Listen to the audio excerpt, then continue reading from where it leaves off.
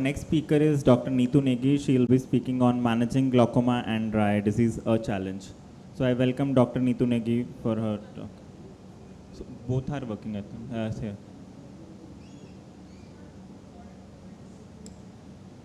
So, very good morning to all of you. Well, we know that the incidence of dry eye is increasing, and at the same time, the incidence of glaucoma is also increasing. So, to manage both the things together is a big challenge for us. So, I shall be discussing this in my topic. So, is there a relationship between glaucoma and dry eye? Well, there has been close to 800 odd articles which have been published to address this question, and most of the studies have found that glaucoma patients have 40 to 70% prevalence of dry eye, as shown in the studies worldwide. So there is a study which has essentially taken data from the German registry and which has close to 20,000 glaucoma patients, and they found that 52.6% patients had concomitant diagnosis of dry eye, and most of the patients were on monotherapy.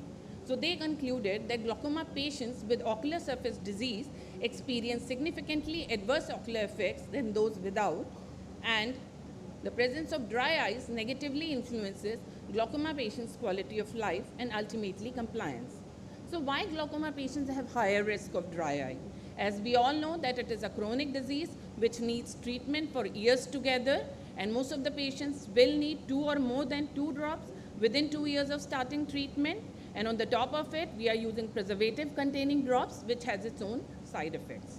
So coming to the, whenever we are looking into the ocular surface changes, we are essentially talking about two main things. First is the direct impact of the drug, and second is the indirect impact, which is because of the preservative.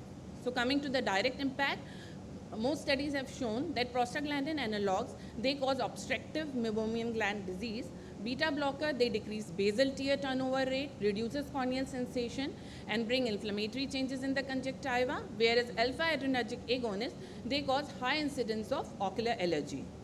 But it is the indirect effect which is more important because of the preservative, and to be most precisely because of the BAC, which is a very effective preservative because of the high antimicrobial property, but it reduces goblet cell density, affects corneal epithelium by causing loss of microvilli, accelerating desquamation and cell wrinkling, and increases inflammatory marker like MMP. So then we have polyquid, which is also present in some of the glaucoma medications and is known to cause less toxic ocular side effects. So there is a concept of dose-dependent toxicity. So what should be the upper limit of BAC usage? So the study done has shown that if we are using more than 4 drops and more than 2 topical glaucoma medications daily, that is a strong predictor for development of ocular surface disease. And in our routine glaucoma practice, we are usually going beyond this only. So then there's the concept of concentration dependent toxicity. We have a variety of glaucoma drops available with us with a variable amount of BAC concentration, and we know the higher the BAC concentration, higher is the chance of ocular surface disease. So whenever we are seeing a patient of glaucoma who has pre-existing dry eye or develops dry eye in long-term glaucoma treatment, then we can opt for a drug which has lower BAC concentration. So what are the key points to remember when examining ocular surface of glaucoma patient? First is to identify the surface disease as early as possible, then evaluate it with all the diagnostic tests and devices, go for preservative-free medications, look for treatment options beyond artificial tears, and go for alternate glaucoma therapies. So how to approach these patients? First thing is that we have to look for certain risk factors, which are the strong pointers towards the development of dry eye, and we should look for old age, peri-post-menopausal women, high screen exposure time, whether the patient is on autoimmune disease or whether he is on any systemic medications. Then we have simple questionnaires which are available on the web. The most commonly used is the OSDI and DEQ. So what we can do is we can ask our patients to fill the form, and just by looking the severity of the complaints, we can assess the severity of the dry eye.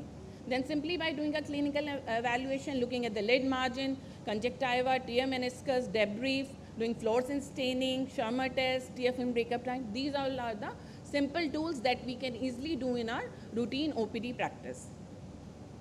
So here you can see a patient's right eye having a circular ring on the corneal fluorescence staining pattern. So probably this is because of the 80 head imprint, and this is why, because the patient's right eye is on a glaucoma drop since last 8 years. So these are certain subtle signs which you can easily look on slit lamp examination that should not be missed out. So if a normal patient comes to a single agent, minimal possible dose, routine lubrication is not indicated. But if a patient with pre-existing dry eye comes to us, then treatment as per DUE's 2 recommendation can be given, which is an easy treatment protocol available online. It is a step ladder approach. I'm not going into the further details, but yes, to just crisp out, we should go for lubricants, preservative-free lubricants.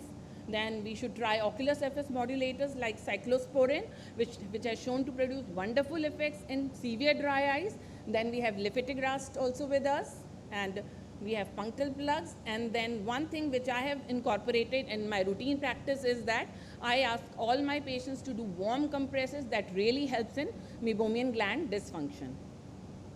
So here I had a patient whose both eyes showed ocular surface changes, as you can see on the fluorescence staining pattern, but the left eye had more of the changes. Why? Probably because the right eye is on single drug, single dose, left eye is on 2 drugs, 3 doses, which means back exposure 3 times. And what I did here was I switched to combination therapy in left eye.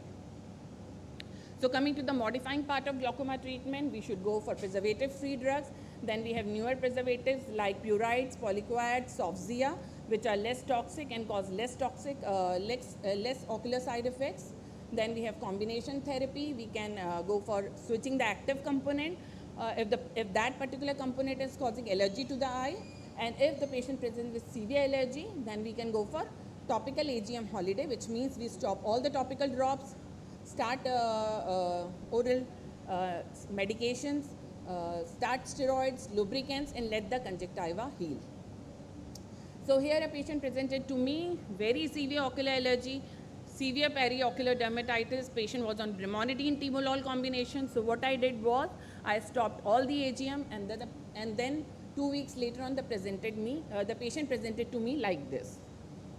So going for alternate glaucoma therapies, we have SLT can be used in the primary initial therapy in patients having dry eye disease. Then we have minimally invasive glaucoma surgeries. And then we have newer drug delivery systems as sustained drug delivery systems. So to sum up, both dry eye and glaucoma are closely related. We should actively look for dry eye before starting the treatment. We should keep the medications to minimum. Lubricants, preferably preservative-free, will be needed in most of the cases, and modifying the treatment based on the ocular surface health and patient symptoms. Thank you.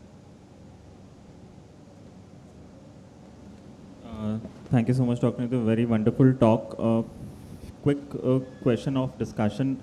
Do you give lubricant in all your cases, like for glaucoma patients? Because some people feel that adding lubricant might hinder with the compliance. So do you prefer giving lubricant in all your cases?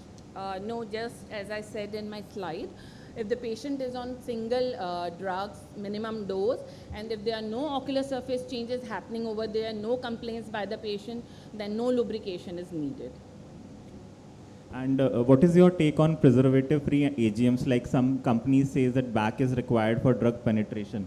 So what is your personal experience if preservative-free, like a lot of companies have come up with 100% preservative-free Novella packing. So do you feel that efficacy is decreased in those cases, or is it similar to the standard? No. It is very similar to the ones having back. So there is no decrease in the efficacy, and they are drug of choice in our further glaucoma practice, because most of the companies are coming with these preservative-free medications, and they definitely do work in patients having ocular allergies.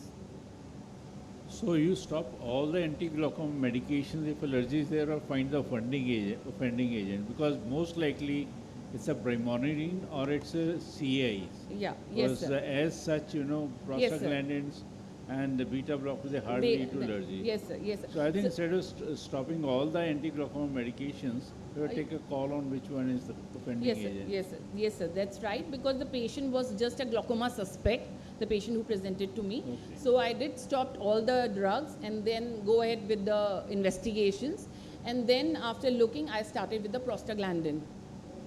Because the most common offending agent is the alpha adrenergic agonist. Yes. Brimonidine is the most common, but there are allergies with the, like brinzolamide or zolamide, but Yes. they're much less common. Yes, sir. Yes, sir. Yes, sir.